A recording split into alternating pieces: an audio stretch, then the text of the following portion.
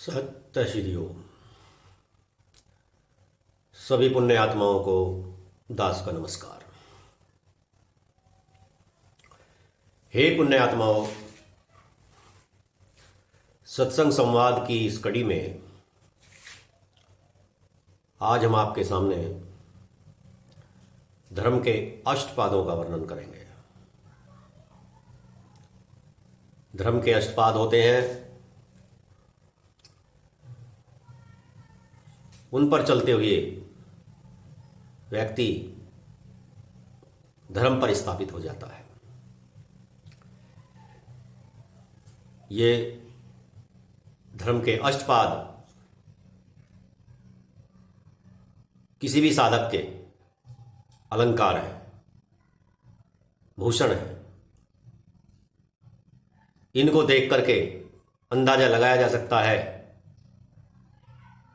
कि यह साधक किस श्रेणी का है। हे पुण्यात्माओं, अष्टपाद में से चार पाद ऐसे हैं, चार चरण ऐसे हैं जो 100% उच्चता को स्थापित नहीं करते, बल्कि एक आम जनमानस भी उन भूषणों को धारण कर सकता है। चार पाद ऐसे हैं जिन्होंने इनको धारण कर रखा है, उन्हें आंख बंद करके पूर्ण विश्वास के साथ हम ऐसे साधकों पर विश्वास कर सकते हैं कि ये सत्यता के साथ कोई साधु है, कोई महात्मा है, कोई संत है। और जो प्रारंभ के चार पाद हैं उन्हें देख करके प्रथम दृष्टया हमें एकदम किसी को साधु महात्मा नहीं मान लेना चाहिए, क्योंकि वे आम आदमी भी उनको धारण कर सकता है। चाहे कोई साधु भी नहीं है, जो असंत है, दुष्ट है, पापी है, वे प्रारंभ के चार पाद वे भी धारण कर सकते हैं।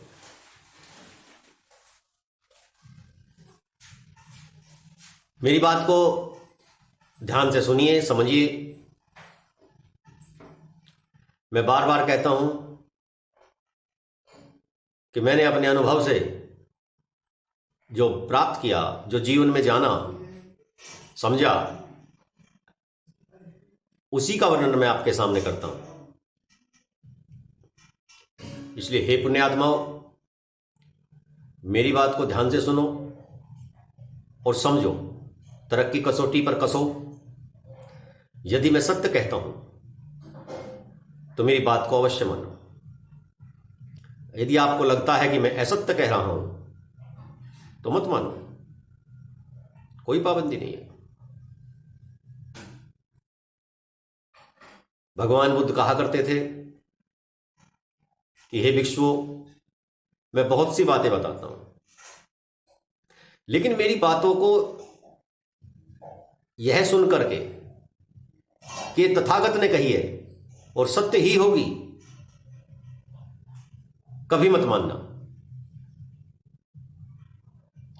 तथागत की कही हुई बातों को अपने जीवन में उतार के देखना, उनको मानना, और असत्य प्रतीत होती हैं, असत्य पाई जाती हैं तो त्याग कर देना। जरूरी नहीं कि तथागत आपको उचित बात ही बता रहे हैं। उस उचित बात को आपको जान करके प्रमाणित करना है। मेरे कहने मात्र से उसको सत्य नहीं मान लेना है। इसी प्रकार हे पुण्यात्माओं, मैं भी जो कह रहा हूं, मेरी बात को भी अपने जीवन में प्रमाणित कीजिए। यदि सत्य जान पड़े, सत्य मिले, तो फिर मैं कहता हूं कि अवश्य ही उस बात को मानना, अपने जीवन में उतारना। मैंने अपने जीवन में जो सीखा है उसी को मैं आपके सामने प्रस्तुत करता हूं, उसी का वर्णन करता हूं और आग्रह करता हूं कि आप इन बातों को मानें। आज हम जो धर्म के अष्टपादों की चर्चा कर रहे हैं सत्संग संवाद में, इसमें भी मैंने अपने जीवन में सीखा है। अंधविश्वास के कारण मैं भी एक बार लक्षणों को देख करके प्रभावित हुआ और जीवन में ठगा गया। वह प्रसंग आपको फिर कभी सुनाएंगे, लेकिन आज अष्टपादों का वर्णन करेंगे और जिन चार पदों को, प्रारंभिक जिन चार पदों को देख करके व्यक्ति प्रभावित होता है और ठगा जा सकता है, फिर उसे बाद में पश्चाताप होता है कि व्यक्ति विश्वास करने के योग्य नहीं था और इसको मैंने विश्वास किया और ठगा गया। मायूस हो जाता है, उदास हो जाता है, पश्चाताप करता है, दुखी होता है। इसलिए हे पुण्यात्माओं, पहले से ही सावधान रहना चाहिए।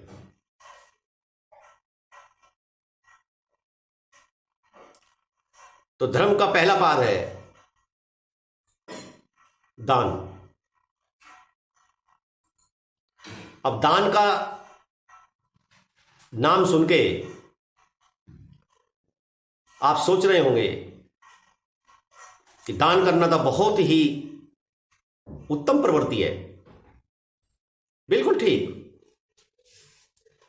दान करना बहुत उत्तम प्रवृत्ति है, दान करना चाहिए।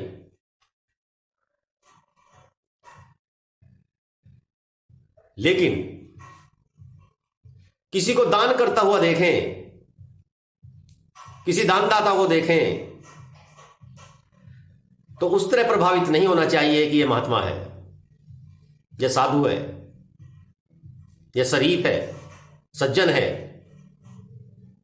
दान करते हुए को देखते हुए यह अपने मन में भ्रम नहीं पाल लेना चाहिए।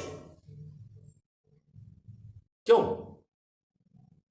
क्योंकि जिसके पास धन है, जिसको परमात्मा ने संपत्ति दी है, जिसके पास दान करने के लिए द्रव्य है, वह दान कर सकता है। यदि उसकी दान करने की इच्छा है तो दान कर सकता है। दान के पीछे उसकी भावना जरूरी नहीं कि दया की हो, सेवा की हो, प्रेम की हो। दान के पीछे उसकी भावना यश प्राप्ति की भी हो सकती है, मान बढ़ाई की भी हो सकती है। बड़े बड़े सेठ साहूकार अपनी मान बढ़ाई के लिए खूब दान करते हैं, खुले हाथ से दान करते हैं, उनकी जय जयकार होती है। चाहे वो धन उन्होंने कितने भी कपट से, छल से कमाया है, तो आप उनको किस प्रकार साधु मान सकते हैं, सज्जन मान सकते हैं, महात्मा मान सकते हैं। तो दान करते हुए को देखने पर किसी भक्त को, किसी साधक को, किसी भी साध संगत को प्रभाव में नहीं आना चाहिए। यह एक आम व्यक्ति जो धनाढ्य है, चाहे वो कितना भी पतित है, दान कर सकता है। अगला धर्म का पाद है स्वाध्याय। स्वाध्याय भी भ्रमित करने वाला पाद है, भ्रमित करने वाला चरण है। स्वाध्याय करना और वाक्पटुता आ जाने के बाद धर्म चर्चा करना, यह कोई भी आम आदमी कर सकता है। चालाक, छलकपटी, पतित, दुष्ट कर सकता है। इसके लिए किसी सज्जनता की आवश्यकता नहीं है, किसी साधु गुण की आवश्यकता नहीं है, महात्मा बनने की आवश्यकता नहीं है। जो व्यक्ति भाषा का ज्ञान रखता है, वह कोई भी भाषा हो, हिंदी हो, संस्कृत हो, उर्दू हो, फारसी हो या अंग्रेजी हो, जिसको भाषा का ज्ञान है, जो भाषा को पढ़ सकता है, वह विभिन्न ग्रंथों का पठन पाठन करके, उनका स्मरण करके अपने आप को दूसरे लोगों के सामने महान प्रस्तुत कर सकता है। विभिन्न प्रकार के कथावाचक जो जनमानस के सामने पौराणिक कथाएं सुनाते हैं या अन्य कथाएं सुनाते हैं, क्या वे सभी संत हैं? उनमें से ज्यादातर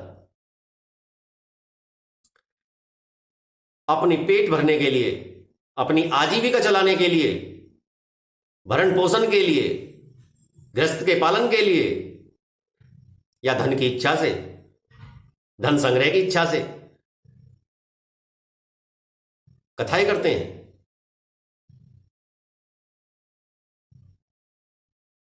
तो वो अपने स्वार्थ के लिए ऐसा करते हैं।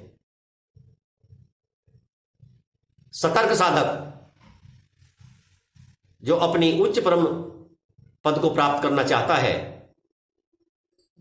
उनको सावधान रहना चाहिए कि कथा करने वाला जरूरी नहीं कि संत ही हो, और प्रभाव में नहीं आना चाहिए। कथा कर रहे हैं, सुन रहे हैं, अच्छी बात है, सुनना चाहिए। वो कथा कर रहे हैं, करनी चाहिए, चर्चा है, लेकिन जरूरी नहीं कि संत है, जरूरी नहीं कि महात्मा है, जरूरी नहीं कि सज्जन है।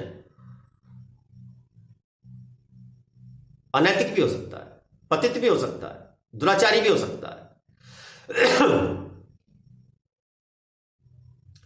तो इस प्रकार इस दूसरे गुण को देख करके भी प्रभावित नहीं होना चाहिए।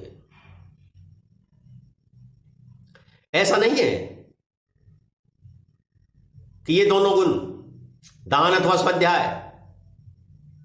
धर्म का आधार नहीं है। धर्म का आधार है, लेकिन संत गुण शुद्ध नहीं है, शुद्ध संत गुण नहीं है। इन पर चले बिना तो धर्म की उच्च सीमा को प्राप्त नहीं किया जा सकता। स्वाध्याय जरूरी है, लेकिन उस स्वाध्याय के करने से, शास्त्रों के रटने से, उस रटंत विद्या से दूसरों पर प्रभाव डाल करके छल कपट करना, ये अनैतिक कार्य है। इसमें भी भ्रम पैदा होता है। तीसरा धर्मपाद है, तीसरा धर्मचरण है यज्ञ आदि कार्य करना, अन्य धार्मिक कार्य करना।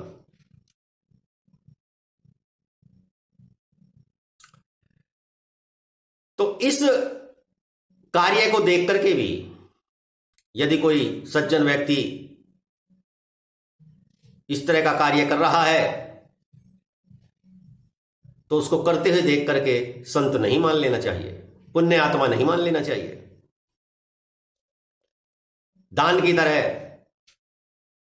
यज्ञ भी अपने संसाधनों का प्रयोग करके किया जा सकता है। जिसके पास धन है वह यज्ञ द्रव्य इकट्ठे करके यज्ञ को संपूर्ण कर सकता है। यदि कोई बड़े बड़े यज्ञ कर रहा है तो आप ये ना समझें कि यह बड़ी महान आत्मा है। महानात्मा हो सकता है, लेकिन बिना जाने परखे, प्रथम दृष्टया ना समझे, क्योंकि यह भी धर्म का आधार है, धर्म का पाद है, धर्म का चरण है। अपने आप को छल से बचाने के लिए, कपट से बचाने के लिए, बाद में प्रायश्चित ना करना पड़े, पश्चाताप ना करना पड़े, उदासी हाथ ना लगे, इसलिए सावधान रहना चाहिए। धर्म का चतुर्पाद है तप। कलयुग में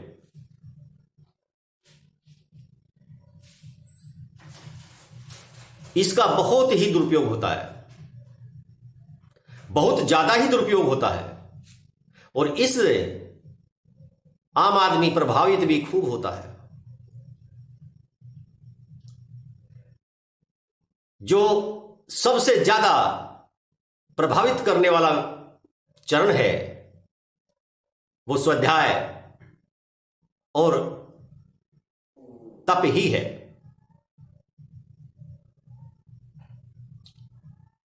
कथा कहानी कहने वाले कथावाचकों के संपर्क में आकर के लोग प्रभावित होते हैं, या फिर तप करते हुए देखते हैं किसी को तो उससे प्रभावित होते हैं। धर्म का आधार है ये। तप के बिना धर्म अधूरा है। शरीर के शोधन के लिए तप अनिवार्य है। स्वास्थ्य निर्माण के लिए तप अनिवार्य है।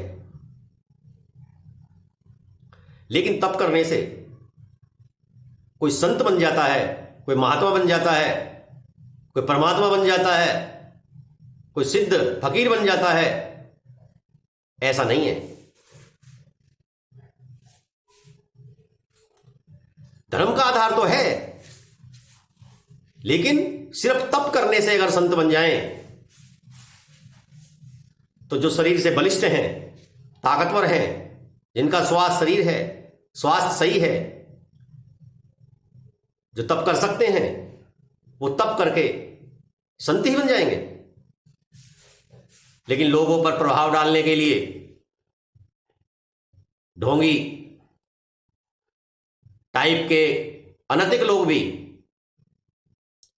तप करने का ढोंग रचते हैं और भोली भाली जनता को ठगने का प्रयास करते हैं। आपने देखा होगा, एक पैर से खड़े रहते हैं लोग, कोई कोई एक हाथ कोई ऊपर उठाए रखता है, कोई 5-5 7-7 अग्निकुंड के बीच में बैठ जाता है। गर्मी में ज्येष्ठ का महीना होता है, ऊपर से सूरज की गर्मी पड़ती है, और 5 और 7 उपलों की अग्नि पर ज्वलित करके उसके अंदर बैठे रहते हैं। ये शरीर की क्षमता है, सहन करने की क्षमता है, ऐसा अभ्यास करके उन्होंने बना लिया है। लेकिन क्या उन्होंने अपनी आत्मा को उच्च कर लिया है? क्या अपने आचरण को सुधार लिया है? क्या अपने मन को निग्रह कर लिया है? क्या वे मानवीय मूल्य और सिद्धांतों पर चल रहे हैं? दुर्लभ है। तो इस तरह की क्रियाओं को करते हुए जब आप देखें तो प्रभाव में ना आए। तपस्वी है, तपस्वी है, धर्म का आधार है, बढ़ने के लिए, आगे उच्च श्रेणी में पहुंचने के लिए तप अनिवार्य है। लेकिन अभी कहा नहीं जा सकता कि ये तप करने वाला सज्जन है, संत है, फकीर है, सिद्ध है, महात्मा है या नहीं है। ये चारों पाद, चारों चरण, चारों आधार परखने के योग्य हैं, जानने के योग्य हैं, तर्क के योग्य हैं। इन गुणों को बिना जाने परखे प्रभाव में नहीं लाना चाहिए। उदासीन भाव से जांच करें, समझें, तब जानें। धर्म के अगले 4 पाद। धर्म के अगले 4 पाद, 4 चरण, 4 गुण ऐसे हैं कि उनमें आपको भ्रम में नहीं पड़ना चाहिए। जब साधक प्रारंभिक 4 चरणों से आगे निकलता है, तो जब वह इन 4 चरणों में प्रवेश करता है और धारण करता है, यदि इनमें से एक भी धारण कर लेता है तो वह महात्मा है, वह संत है, वह सिद्ध है। क्योंकि इन 4 चरणों में से एक भी धारण करने वाला साधक ही होगा, संत ही होगा। अन्यथा आम व्यक्ति के वश में इन 4 पादों में से धारण करने की क्षमता नहीं होती है, असंभव है। आम आदमी इन 4 पादों में से धारण करे, असंभव है।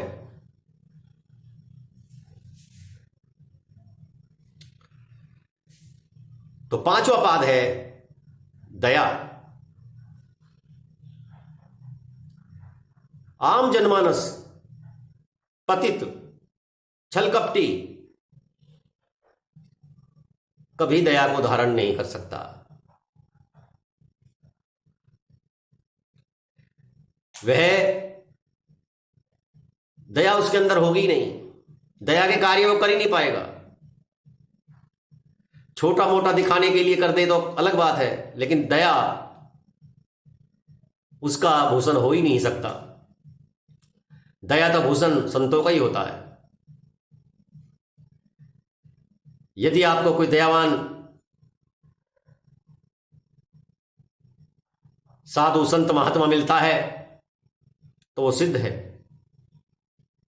जिसके हृदय में दया बसी हुई है, वह परमात्मा स्वरूप है। दया करने वाला साक्षात सिद्ध है, साक्षात संत है, साक्षात परमात्मा है। उसकी आत्मा उच्च हो गई है। उसके सानिध्य से आपको कुछ अवश्य मिलेगा, शांति मिलेगी, आनंद मिलेगा, कोई मार्ग मिलेगा। तो हे पुण्य आत्माओं, यदि किसी व्यक्ति के अंदर जिसने प्रथम 4 पाद भी धारण कर रखे हैं और उसके पास दया भी है, तो वह स्वभावतः ही संत है। आप पूर्ण रूप से उस पर विश्वास करना, वह संत है, सिद्ध है, महात्मा है। 6ठा चरण है, 6ठा पाद है सत्य का। हे पुण्य आत्माओं, सत्य को धारण करने वाला भी परम सिद्धि को प्राप्त हुआ महात्मा है। आम व्यक्ति, साधारण व्यक्ति सत्य को धारण कभी नहीं कर सकता। वह बात बात पर झूठ बोलेगा। सच तो जैसे वह जानता ही नहीं है। यदि कोई महात्मा, कोई संत, कोई फकीर वेश में आपको सत्यवादी मिलता है, तो सत्यवादी को अपने हृदय में धारण कर लो, उसके चरण पकड़ लो, उसकी सेवा करो, उसके सानिध्य में रहो। उन्होंने अपनी आत्मा को उच्च कर लिया है, परम पद को प्राप्त कर लिया है। सत्य के मार्ग पर चलने वाला साक्षात परमेश्वर है, परमात्मा है। वह परम पिता का अंश है। सत्य पर चलना, सत्य के मार्ग पर चलना धर्म के चरणों में सबसे कठिन, सबसे दुर्लभ मार्ग है। जिसने सत्य को धारण कर लिया, साक्षात परमेश्वर को धारण कर लिया, उसके पास क्या बच जाता है? जो सत्य के मार्ग पर चल रहा है वह तो दिव्य विभूषित है, दिव्य विभूति है, उच्च कोटि का संत महात्मा है। इसलिए हे पुण्यात्माओं, ऐसे सदाचारी के पास, ऐसे सत्यवादी के पास यदि आपका एक क्षण भी व्यतीत होता है तो आप धन्य हैं। धन्य है ऐसे महापुरुष से। आपका जीवन धन्य हो जाएगा। आप अमरत्व को प्राप्त हो जाएंगे, आनंद को प्राप्त हो जाएंगे, शांति को प्राप्त हो जाएंगे। यदि सत्य के मार्ग पर चलने वाला कोई प्राणी आपको मिलता है, यदि वह साधु वेश में भी नहीं है, साधारण वेश में भी है, और वह सत्य के मार्ग पे है, तो साक्षात साधु ही है, संत ही है। सत्य से बड़ा कोई तप नहीं है, सत्य से बड़ी कोई साधना नहीं है। तो ऐसे साधक को, ऐसे साधक के चरण स्पर्श करो, उसके चरणों में रहो, अपने हृदय में धारण करो। कलयुग में सत्य पर चलने वाले साधक कहां मिलते हैं? हे पुण्यात्माओं, धर्म का यह बहुत ही कठिन पाद है, धर्म का यह बहुत ही कठिन चरण है। बिरला ही कोई सत्य को धारण कर पाता है। हे पुण्यात्माओं, धर्म का 7वां चरण क्षमा है। जो व्यक्ति क्रोध ना करे, शांत चित्त रहे, कोई गाली दे, कोई कड़वे वचन बोले, कोई बुरे वचन बोले, लाछन लगाए, उपेक्षा करे, फिर भी उसे अज्ञानी समझकर माफ कर दे, क्षमा कर दे, तो यह भी आम जन के विषय का विचार नहीं है। आम जन में यह गुण नहीं पाया जाता। क्षमा का गुण भी ऋषि मुनियों महात्माओं में होता है, संतों में होता है, साधकों में होता है, भगवत प्रेमी में होता है, भगवत भक्त में होता है। हे पुण्यात्माओं, धर्म का यह गुण भी कलिकाल में बहुत ही कठिन है। बात बात पर क्रोध करना, बात बात पर हिंसा करना, एक दूसरे को मरने मारने के लिए उतारू हो जाना, आप अपने आसपास नित्य प्रतिदिन देखते हैं। क्रोध से मनुष्य जल रहा है, हर समय क्रोधित रहता है, छोटी सी बात पर ही क्रोध करता है और हिंसा कर बैठता है।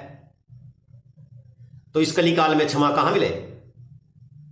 लेकिन जिसने क्षमा को धारण कर लिया है वह तपस्वी, वह सदाचारी, वह ज्ञानी, वह महात्मा है, वह संत है, सिद्ध है। उसने परमेश्वर को प्राप्त कर लिया है, धारण कर लिया है, तत्व को जान लिया है, ज्ञान प्राप्त कर लिया है, आदि आदि विचारों से उसको अलंकृत किया जा सकता है, उसे सुशोभित किया जा सकता है। क्षमा भी बहुत ही कठिन गुण है और इसको जो धारण कर लेता है वो इस भव सागर से पार उतर जाता है।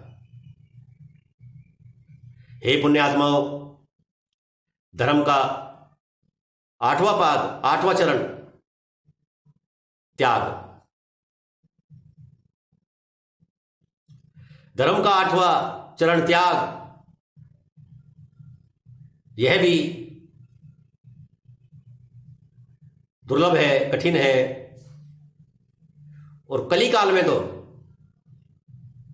यह बहुत ही दुर्लभ है।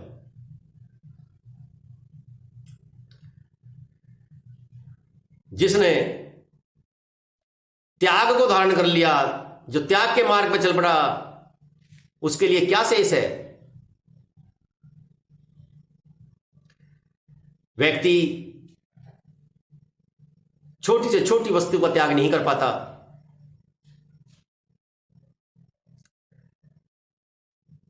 तो बड़ी से बड़ी वस्तुओं को कैसे त्याग करेगा?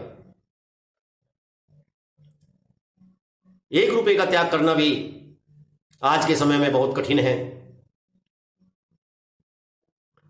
अपनी वस्तु को अपना मानते हैं और दूसरी की वस्तु को निगाह गड़ाए जैसे देखते हैं, और मौका मिलता है तो हड़प लेते हैं। अपनी तो अपनी है, पड़ोसी की भी अपनी है। तो ऐसा विचार दिन प्रतिदिन इस भौतिक युग में, कलयुग में बहुत ही ज्यादा प्रबल होता जा रहा है। तो ऐसे समय में त्याग की कहां आशा करें? लेकिन हे पुण्यात्माओं, यदि कोई साधारण वेश में भी आपको त्याग पुरुष मिलता है, आप देखते हैं कि महात्यागी है, तो वह भी महात्मा है, वह भी संत है। तो हे पुण्यात्माओं, ऐसे त्यागी के सानिध्य में रह करके तुम भी अपनी गति को सुगति में बदल सकते हो, परमेश्वर का ध्यान कर सकते हो, आनंद में हो सकते हो, शांति को प्राप्त हो सकते हो। उनके मार्गदर्शन में, उनके साथ रह करके आपके जीवन में भी परिवर्तन आ सकता है। तो ऐसे महापुरुष के साथ में रहना, प्रयास करना चाहिए, रहना चाहिए और अपने जीवन को बदलना चाहिए, अपने जीवन का उद्धार करना चाहिए। हे पुण्यात्माओं, हमने धर्म के ये अष्टपाद आपके सामने वर्णन किए हैं। मैं फिर आपको आग्रह करता हूं और सचेत करता हूं कि धर्म के प्रारंभिक 4 पादों से कभी भी प्रभावित होकर के किसी को संत नहीं मान लेना चाहिए। चारों पाद प्रारंभिक धर्म के आधार हैं, उन पे चलना जरूरी है। उनके चले बिना भी हम सत्य, दया, क्षमा और त्याग को धारण नहीं कर सकते। वे लास्ट के 4 पादों को सिद्ध करने में सहायक हैं, लेकिन सिर्फ उन्हीं पर चल करके कोई संत नहीं बन सकता, उनका चित्त शुद्ध नहीं हो सकता। ऐसे लोगों से हमें प्रभावित नहीं होना चाहिए, जांच परख कर ही प्रभावित होना चाहिए। मनुष्य जीवन श्रेष्ठ है, अमूल्य है। हम अपने जीवन को भ्रम में डाल करके अपने जीवन को नष्ट नहीं कर सकते। परमात्मा ने बड़ी ही कृपा करके हमें ये मनुष्य जीवन मिला दिया है। हमारा उद्देश्य है हम इसका सुधार करें, अपने कर्मों का सुधार करें और परमपिता परमात्मा के ध्यान में मग्न रहें। तो हमेशा हमें ऐसे लोगों के सानिध्य करना है जो हमारे जीवन को बदल दें। संगत का जीवन में बहुत प्रभाव पड़ता है। तो गलत लोगों से प्रभावित होकर के और उनकी संगति करोगे तो आप भी गलत रास्ते पे चले जाओगे। इसलिए भ्रम में ना पड़ के अपने विवेक का प्रयोग करके, जांच परख करके विश्वास करना चाहिए। और जो आखिरी के 4 चरण हैं, ये गुण जिसमें दिखाई देते हैं, उनके ऊपर, उन संत और महात्माओं को आप विश्वास कर सकते हैं आंख बंद करके। जिन्होंने वो 4 धारण कर लिए, जिनके पास ये चारों गुण हैं या एक भी गुण है, तो वो संत है। वहां उनके सानिध्य में रहने से आपको कभी भी अहित नहीं होगा, आपका कोई बुरा नहीं होगा। जो भी कुछ मिलेगा आपको सद्मार्ग मिलेगा, आपके उन्नति का मार्ग मिलेगा, सदगति का मार्ग मिलेगा। तो हे पुण्यात्माओं, आज का यह सत्संग संवाद यहीं पर समाप्त होता है। सत्य श्री